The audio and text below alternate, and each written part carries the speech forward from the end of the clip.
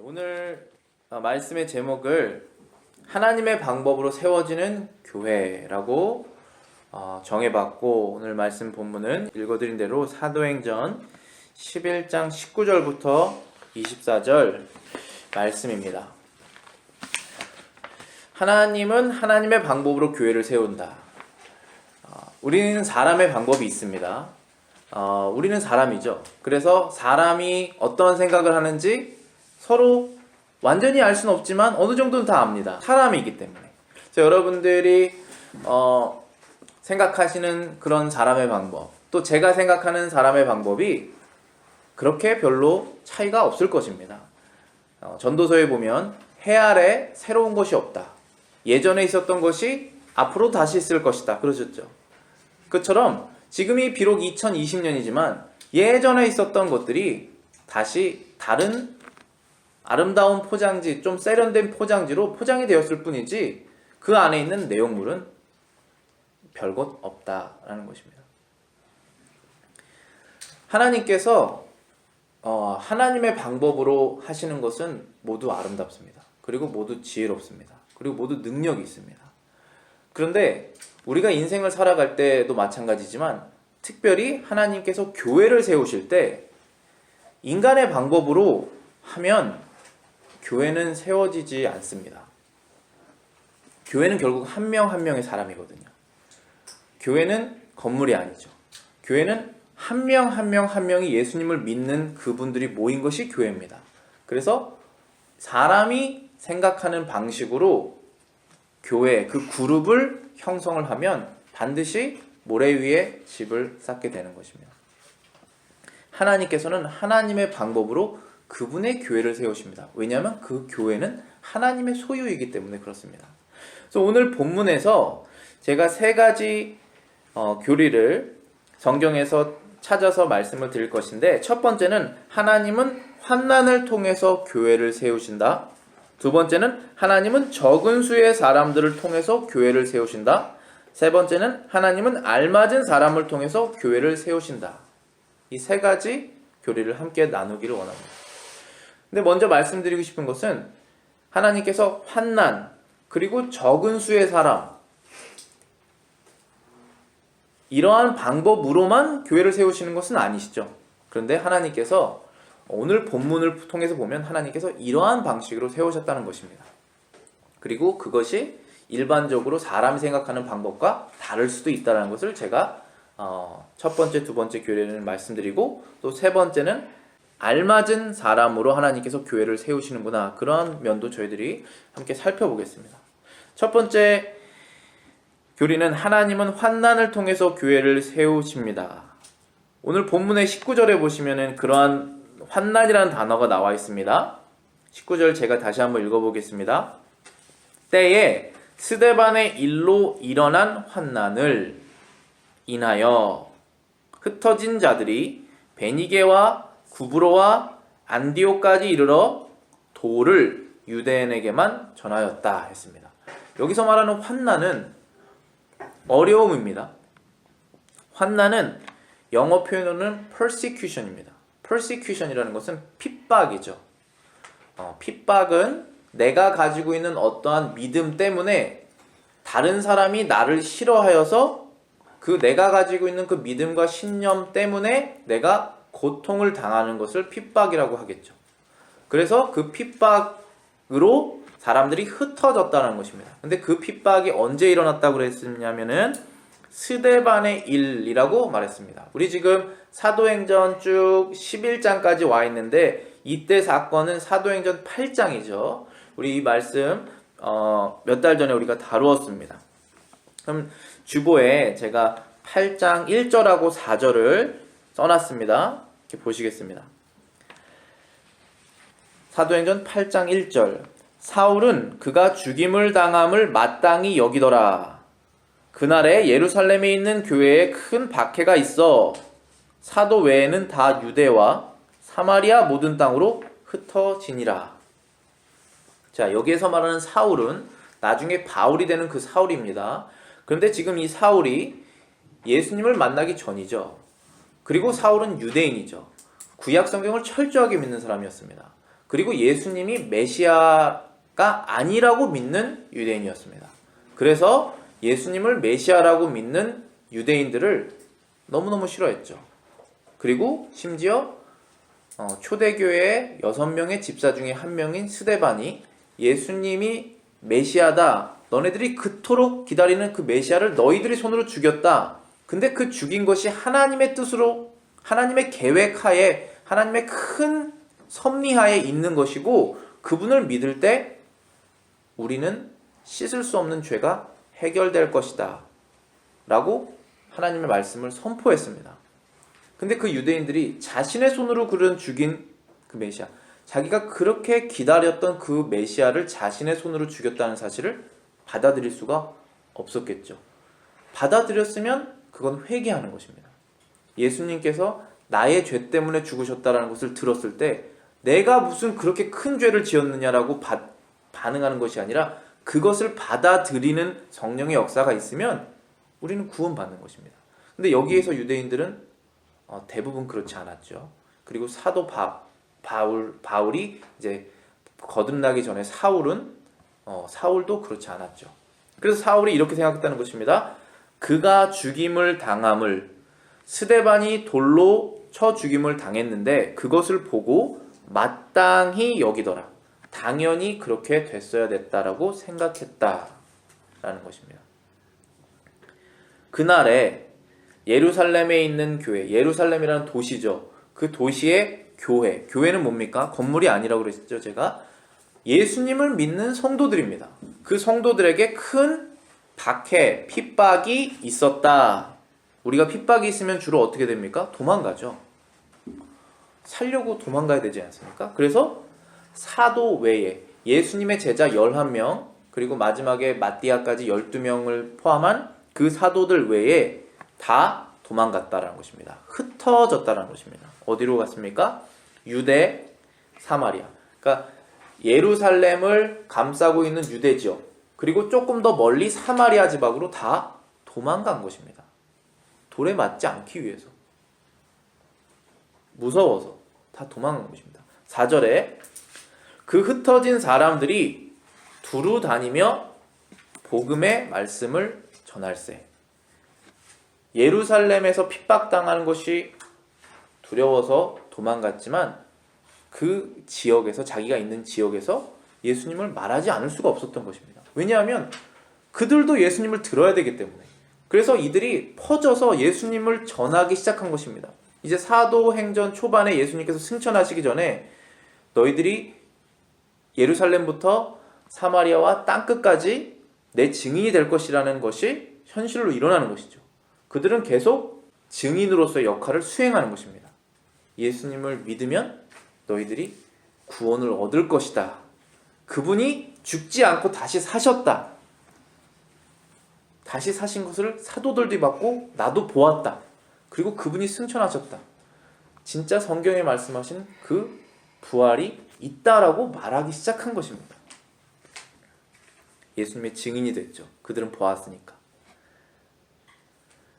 이 환난, 이게 환난입니다. 그래서 19절 보시면은 때에 스데반의 일로 일어난 환난을 인하여, 그 환난으로 인하여 흩어진 사람들, 그 사람들이 베니게, 구브로, 안디오까지 이르러 도를 유대인에게만 전하였다라고 했습니다. 지금 여기 지역을 아는 것이 중요합니다. 그래서 베니게, 구브로, 안디옥, 이 세 지역을 제가 지도에서 말씀드리려고 주보 뒤쪽에 지도를 첨부했거든요. 보시면은 구브로라는 게 여기 지중해 가운데 떠 있는 섬입니다. 영어로는 사이프러스라고 되어 있습니다. C-Y-P-R-U-S. 이 사이프러스가 구브로입니다. 지중해에 떠 있는 섬, 이게 구브로고, 그 다음에 안디옥은 구브로에서 조금 오른쪽으로 가시면은 안티옥이라고 되어 있죠. A-N-T-I-O-C-H. 여기가 안디옥입니다.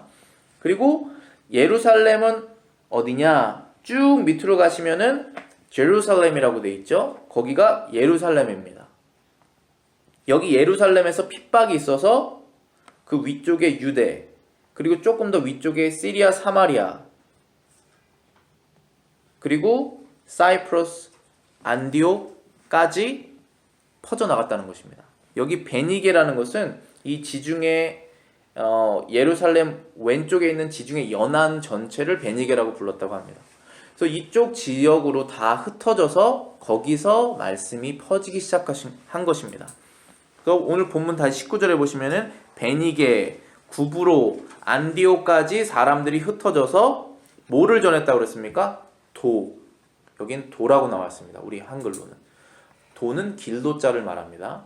두 번째 보시면은 안디옥에서 유대인들에게만 복음을 전한 유대인들 해서 도가 the word고 헬라어로는 로고스. 로고스는 우리말로 말씀입니다. 태초에 말씀이 계시니라 그 말씀은 하나님과 함께 계셨으니 그분은 하나님이시니라. 그 요한복음 1장 1절 있죠. 거기에서 말하는 그 말씀이 원래 원어 헬라어로는 로고스고 그 로고스라는 단어가 여기도 똑같이 쓰인 것입니다. 그런데 어떨 때는 우리말로는 도라고 하기도 하고 말씀이라고 하고 여러 가지 단어로 사용하지만 헬라어 단어는 똑같이 로고스입니다. 그래서 말씀입니다. 항상 예수님에 대한 말씀을 전한 것이죠. 예수님을 결국은 전한 것이죠.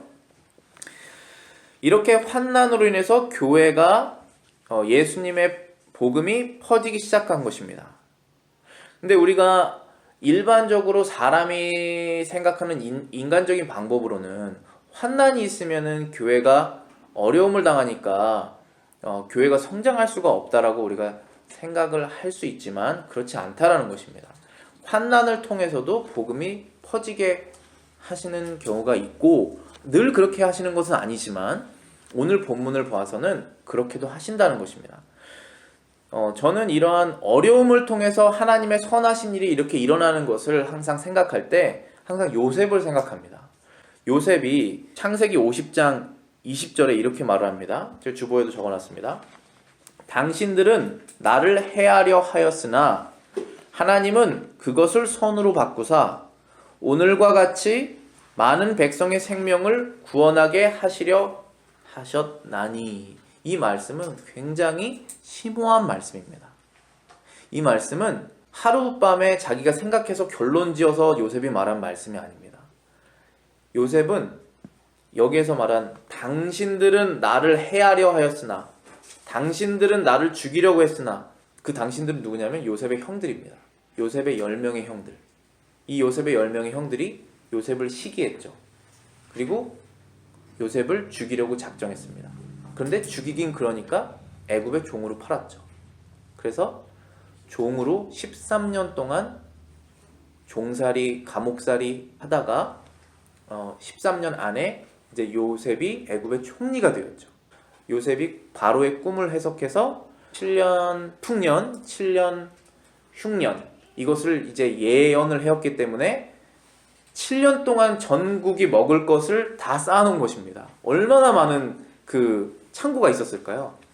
애굽에 실제로 있었던 창고였을 텐데 그것을 창고를 지어가지고 애굽이 굶어 죽지 않았죠. 7년 동안 하나도 먹을 것이 없는데 7년 동안 쌓아놓은 게 있으니까 그것을 조금씩 먹은 것입니다.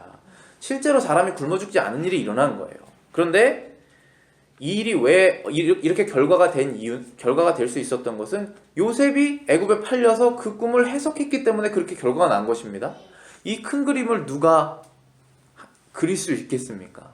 그런데 그것의 시작이 요셉의 형들이 요셉을 싫어해서 죽이려고 팔았던 것, 거기서부터 시작됐다는 거예요. 여기 환난하고 똑같은 거잖아요.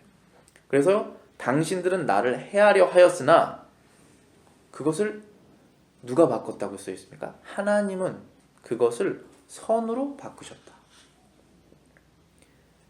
우리 인생에서 일어나는 일들이 다 인과관계가 있지만 우리가 100% 선한 행동을 하면서 살 수는 없죠. 그런데 내가 하나님께 선한 행동을 하려고 했다가 안 좋은 일을 당할 수도 있습니다. 그걸 환난이라고 말할 수 있겠죠.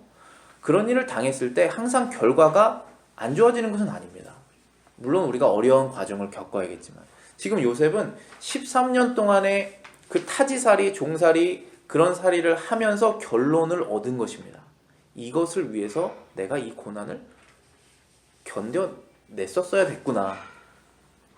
그리고 하나님께서 그것을 선으로 바꾸셨구나. 그들은 나에게 악을 행했지만 그러니까 내가 그들에게 악을 갚을 이유가 없구나 라는 결론을 낸 것입니다. 그래서 선으로 바꾸셔서 그러면 그 결과가 뭡니까? 형들은 그 한 사람을 죽이려고 했지만 자기 동생을 죽이려고 했지만 하나님은 많은 사람을 살리려고 했다. 하나님을 항상 살리십니다. 많은 백성의 생명을 구원하게 하시려 하셨다. 여기에서 말하는 많은 백성의 생명이 누구냐? 애굽에 있는 그 수많은 사람들의 생명이고 또 애굽에 지금 양식을 사러 온 그 주변국들의 생명입니다. 지금 요셉의 형들 그리고 요셉의 아버지, 동생까지 다 가나안 땅에 살고 있지 않습니까? 그 가나안 땅에서 먹을 것을 구하려고 애굽으로 와서 먹을 것을 구하지 않습니까? 실제로 먹어서 살아난 것입니다.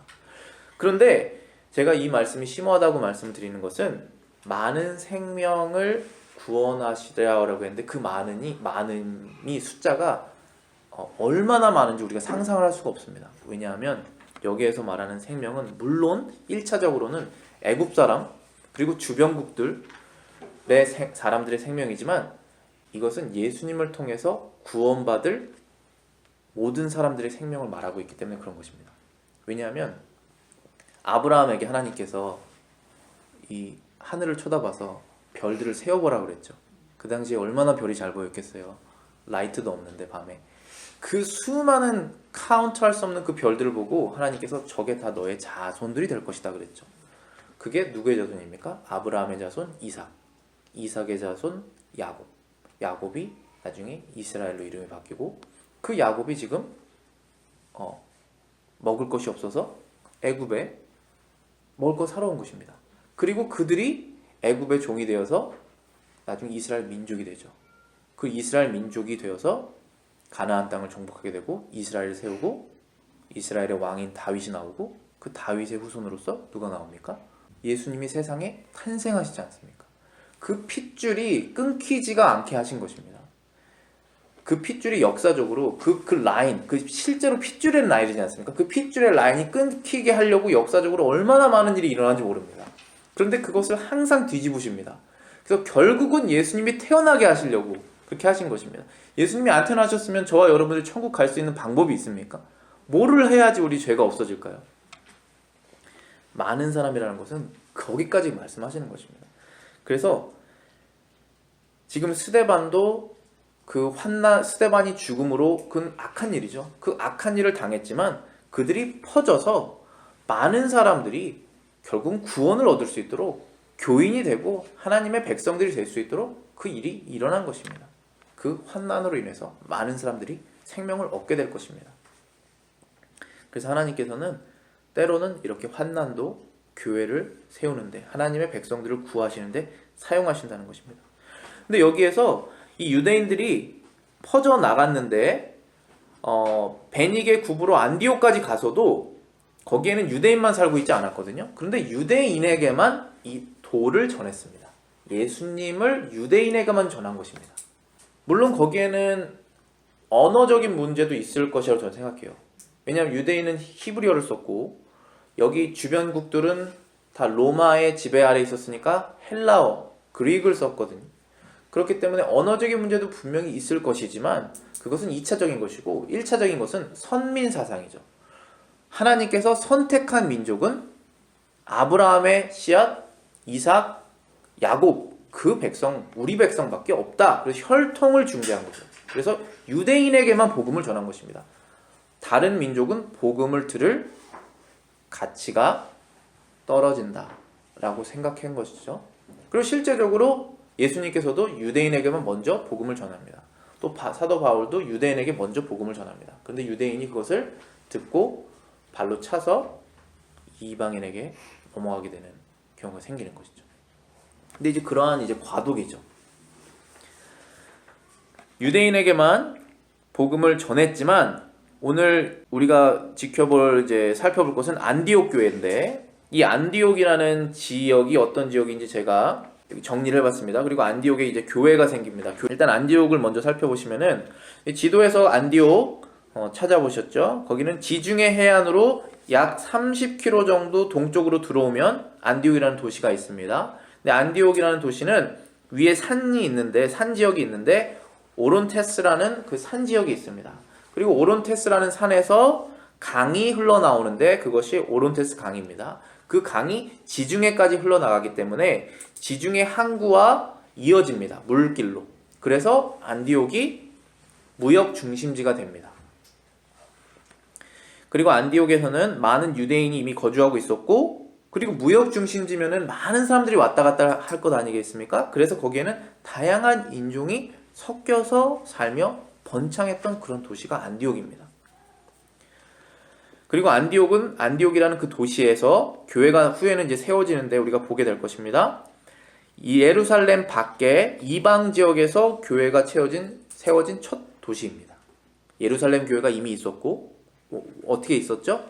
오순절 성령 사건으로 인해서 베드로가 성령을 받은 후에 담대하게 선포했더니 3,000명, 5,000명 예수님의 교회 안에 들어오게 되었죠. 그 교회가 생긴 것입니다. 예루살렘에. 그런데 다른 지역에 교회가 생기게 된 첫 번째 도시라는 것입니다. 그리고 처음으로 제자들이 그리스도인, 크리스천이라고 불리게 된 도시가 바로 안디옥입니다. 이제 몇 절 뒤에 그 장면도 나옵니다. 그리고 최초로 이방 선교, 유대인이 아닌 타민족을 선교하기 시작했던 이방 선교의 기지가 되는 것이 바로 안디옥 교회입니다. 그런데 지금까지는 유대인들이 유대인에게만 복음을 전하는 상황이었다는 것입니다. 그럼 어떻게 변화가 생기느냐? 20절입니다.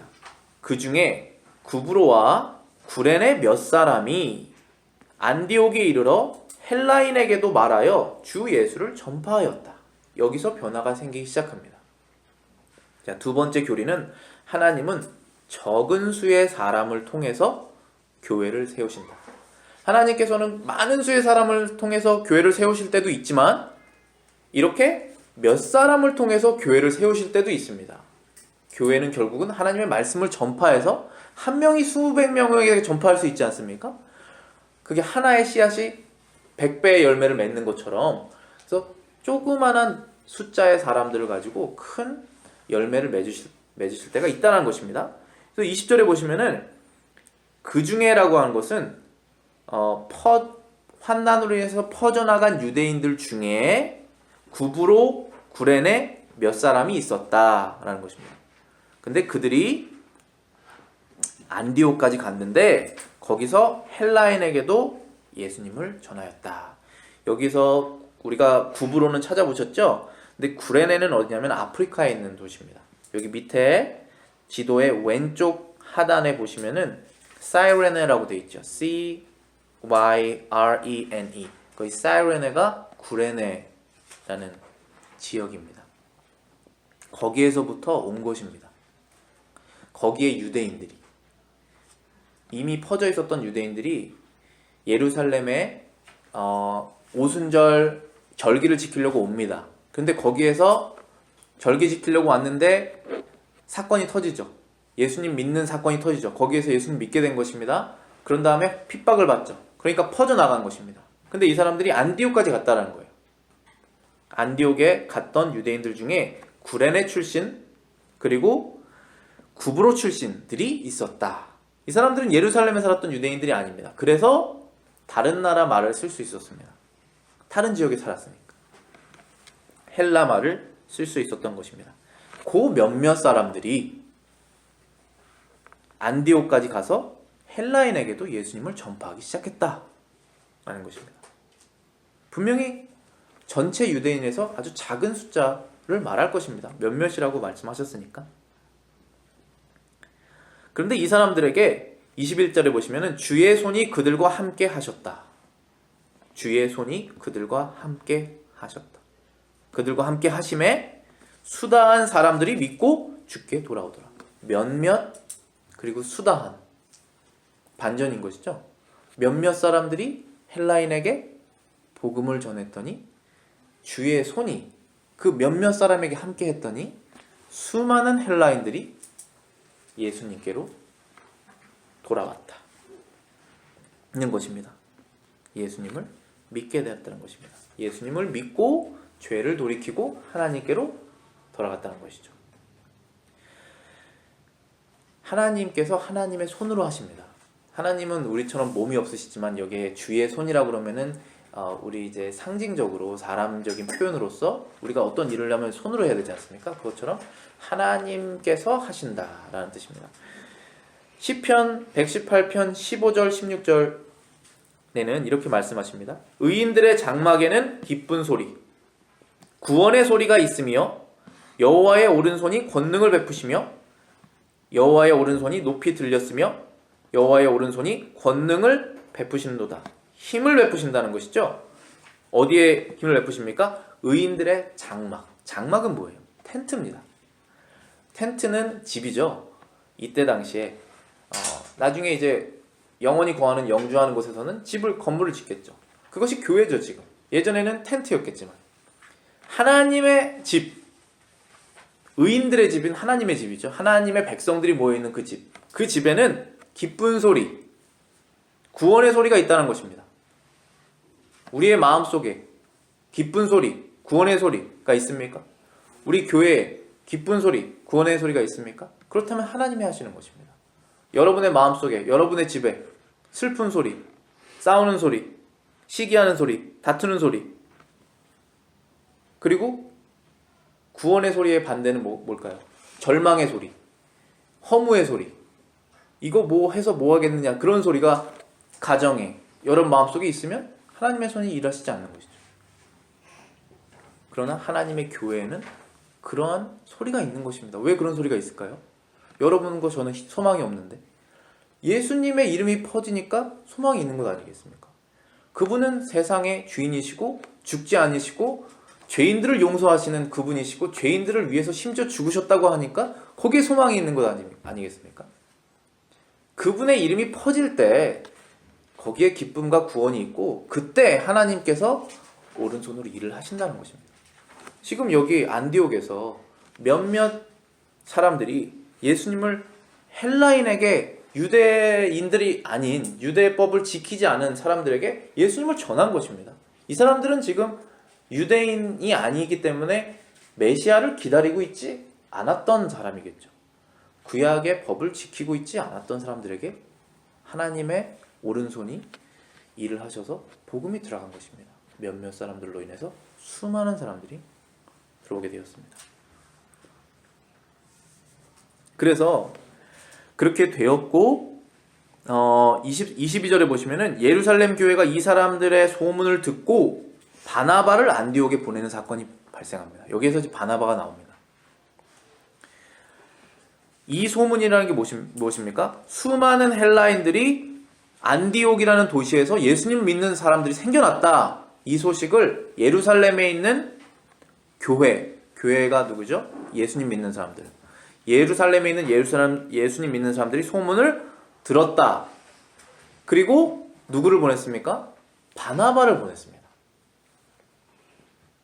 그래서 세 번째 교리는 하나님께서 교회를 세우실 때 비록 환난을 통해서도 세우시고 적은 수의 사람을 통해서 세우시고 그것은 말하자면 인간적인 방법이 아닌 반대적인 방법처럼 우리가 생각되잖아요. 근데 세 번째는 알맞은 사람을 통해서 하나님께서 교회를 세우십니다. 바나바는 정말 알맞은 사람이에요. 이 안디옥 교회. 왜냐하면은 바나바는 구브로에서 태어났습니다. 사도행전 4장 36절 37절 여기 제가 주보에 적어놨습니다. 바나바가 미리 등장하죠. 4장에 사도행전. 구브로에서 난 레위족 사람이 있으니 이름은 요셉이라 사도들이 일컬어 바나바라 번역하면 위로의 아들이라 위로하는 아들이라는 뜻이죠. 하니 그가 밭이 있음에 팔아 그 값을 가지고 사도들의 발 앞에 두니라.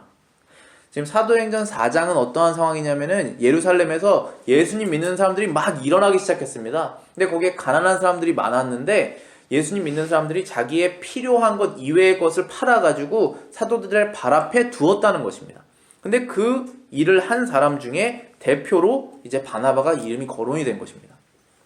바나바가 밭이 있어서 그것을 팔아서 그 값을 가지고 사도들의 발 앞에 두었다. 그리고 그것을 사도들이 잘 분할하여서 가난한 사람들, 예수님 믿는 사람들에게 다 주어서 사용하게 했다라는 것입니다. 근데 여기에서 바나바가 뭐라고 묘사가 되냐면은 구브로에서 난 레위 족속. 레위 족속은 유대인이죠. 야곱의 아들 레위 지파 그 혈통에서 태어난 레위 족속이라는 것입니다. 근데 그 사람이 요셉인데 바나바라고 하고 이렇게 번역하고 그런 이유는 분명히 언어 때문에 그런 것이죠. 요셉은 히브리어고 바나바는 아마 헬라어일 것입니다. 그러니까 우리가 뭐 한국 사람으로 뭐 미국에 살다든지 그런 식으로 이름이 이렇게 바뀔 수가 있을 것이고, 히브리 사람이 헬라 지역에서 살면서 이름이 이렇게 바뀔 수가 있을 것입니다.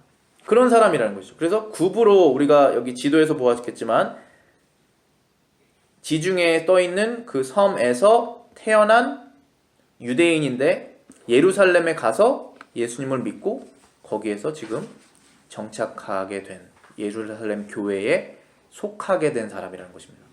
그러니까 이 사람은 헬라말을 할 수 있었겠죠. 그리고 예수님을 믿었죠.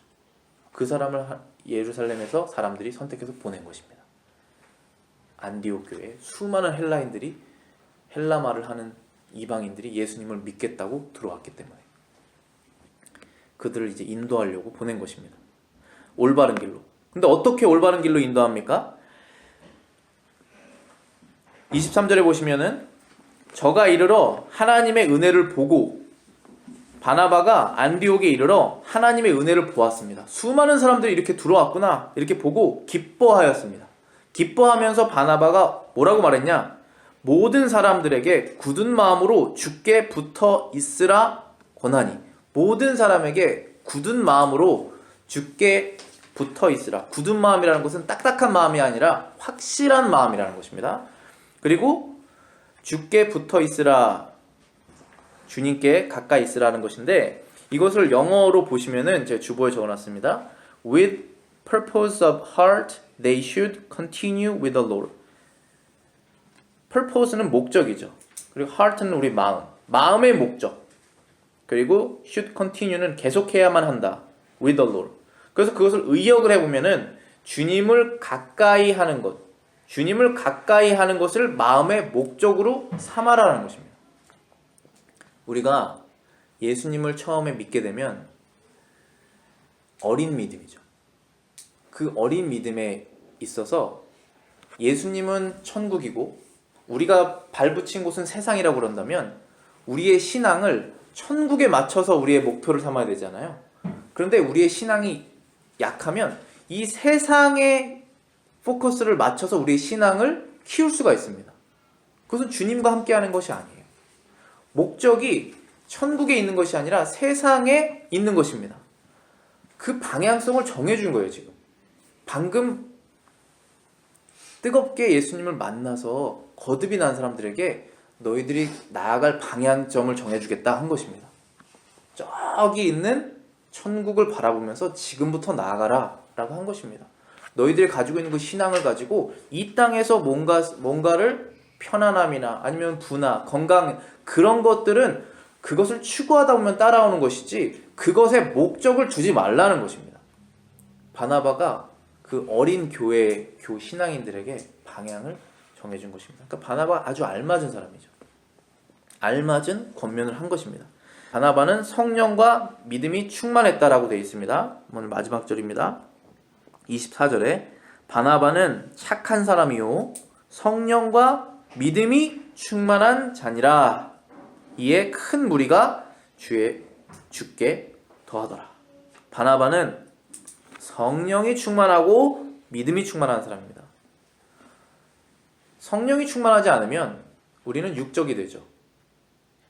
우리 안에 있는 영이 역할을 하지 못해서 내 배를 채우는 육적인 욕심에 목표를 두고 살아가게 될 것입니다. 나의 즐거움. 그렇죠? 그러면 성령이 충만하지 않은 상태입니다. 그리고 믿음. 천국이라는 것은 보이지 않죠. 이미 있고. 예수님 보이지 않죠. 예수님은 이미 있으시지만. 그래서 그걸 믿음이라고 합니다. 우리가 예수님을 지금 직접 보면 그건 지식이 되겠죠. 그러나 예수님은 계시지만 우리는 못 봅니다. 그렇기 때문에 그것이 믿음입니다. 앞으로 볼 것을 미리 보기 때문에 그 믿음과 성령이 충만한 상태니까 이러한 권면을 담대하게 할 수 있는 것입니다. 바나바는 그런 사람이었습니다. 알맞은 사람이죠. 알맞은 사람을 하나님께서 보내십니다. 사도행전 6장 5절부터 7절에 보시면은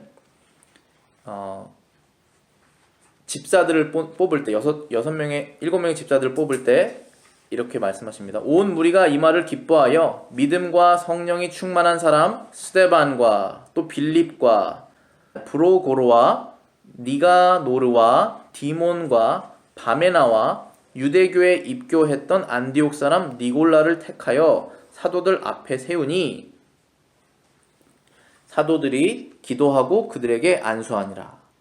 하나님의 말씀이 점점 왕성하여 예루살렘에 있는 제자의 수가 더 심히 많아지고 허다한 제사장의 무리도 이 도에 복종하니라.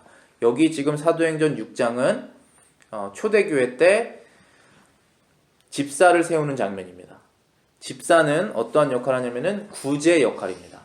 건물을 관리하고 교회에 어려움을 당하는 사람들을 도와주는 역할을 그걸 사도가 하고 있었거든요. 그때 사도들이 우리 말씀, 기도하는 것에 집중을 하지 못한다. 그래서 이것을 할 사람들을 택하자 해서 하나님께서 지금 이것을 만드신 것입니다. 집사의 직분을.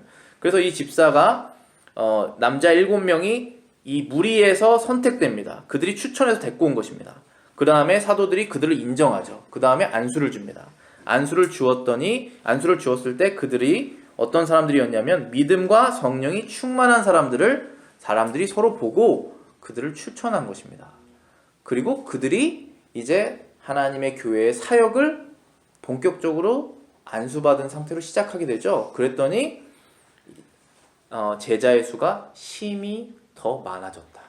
허다한 제사장의 무리도 이 도에 복종하였다 되어 있죠. 이렇게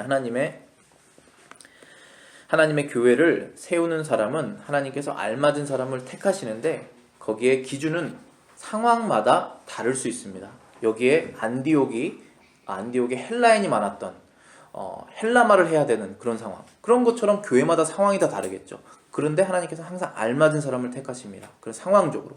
그런데 거기에 선행되어서 어떤 것이 있냐면은 성령과 믿음이 충만한 사람의 개인적 능력보다도 그 성령과 믿음이 충만한 상태에서 상황적으로 맞는 사람을 하나님께서 쓰신다는 것입니다. 하나님께서는 가장 정확하게 아시기 때문에 자신의 그 자녀들의 필요를.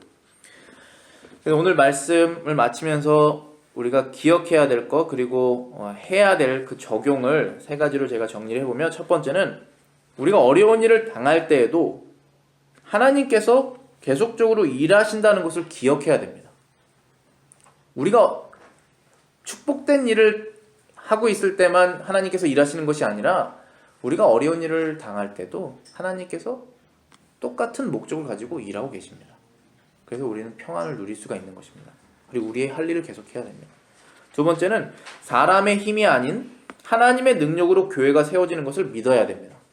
우리는 너무나 인본주의적인 세상에 살고 있죠. 그래서 우리의 생각, 우리의 철학, 사람의 생각, 세상의 방식으로 자신의 삶을 개선하려고 하고 교회를 세우려고 합니다. 그렇게 되면 사람은 바뀌지 않고 교회도 세워지지 않습니다. 하나님께서 하신다는 것을 우리가 믿어야 됩니다. 제가 믿음이라고 썼는데 그것은 믿음에 따라서 달리기 때문에 믿어야 됩니다. 세 번째는 성령과 믿음이 충만해서 교회를 세우는 사람이 되기를 간구해야 됩니다. 우리는 바나바 같은 사람이 되지 말라는 법이 있나요? 우리는 성령이 충만하고 우리는 상황에 잘 맞는 사람이고 우리는 믿음이 충만해서 교회를 세울 수 있는 사람이 될 수 있습니다.